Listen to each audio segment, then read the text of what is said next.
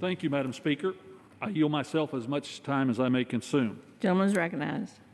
I'm disappointed that we're here today to consider a massive, impractical messaging bill instead of voting on real clean energy solutions.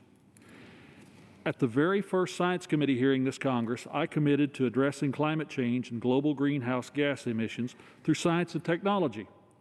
My Republican colleagues and I have worked in good faith to create bipartisan legislation that supports much-needed research and development into nascent clean energy technologies. And when I said bipartisan, I mean truly bipartisan. My friend across the aisle will try to characterize H.R. 4447 as bipartisan, but that's not strictly accurate. This bill was written without Republican input. We were given 1 week to read and consider 900 pages of legislative text. Some provisions in this bill were considered and passed with bipartisan support at the committee level, but they were changed without consultation before they were included in this bill.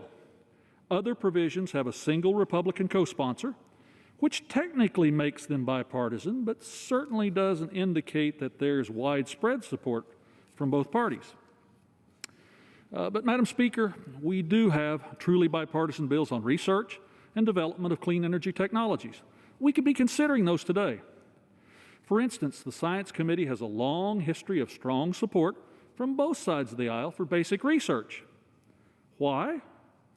Because without fail, basic research has generated breakthrough technologies that have revolutionized energy production in America, making it cleaner, cheaper, and more efficient. Basic research at our national labs is pioneering technologies that capture carbon emission from coal, natural gas, batteries that store energy from intermittent energy sources like wind and solar, and advanced nuclear reactors that can provide cleaner, more affordable power.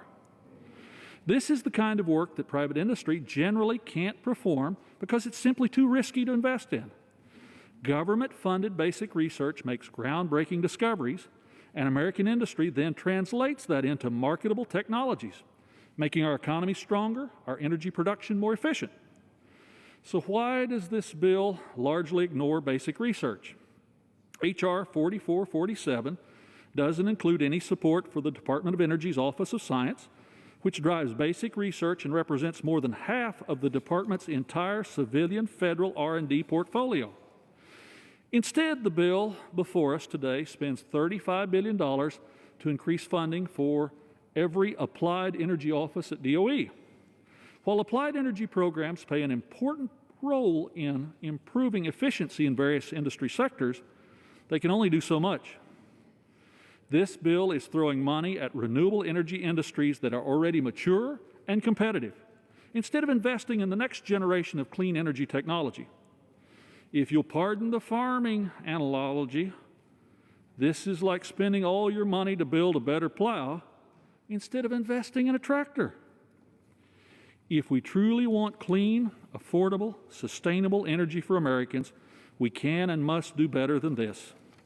I've introduced legislation designed to boost American competitiveness and address climate change, H.R. 5685, the Securing American Leadership in Science and Technology Act.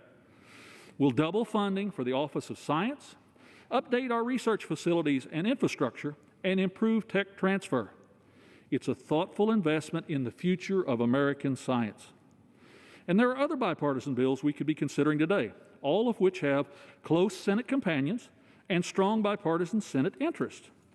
H.R. 4091, the ARPA-E Reauthorization Act, was passed out of the Science Committee last year after both sides came together to negotiate a consensus bill that doubles our investment in ARPA-E's high-risk, high-reward research while establishing guardrails to make sure we're using our limited research dollars wisely.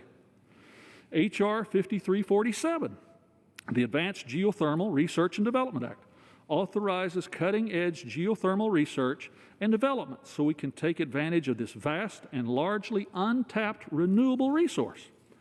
And H.R. 2986, the Better Energy Storage Technology Act, or the BEST Act, authorizes a cross-cutting research and development program to accelerate high-priority energy storage technology. This is critical to more efficient and consistent use of renewable technologies like solar and wind. Giving any one of these bills consideration today would guarantee more progress on clean energy technology than this messaging bill. If we're serious about addressing climate change and providing Americans with clean, affordable energy, we need to be serious about the basic research that supports the goal.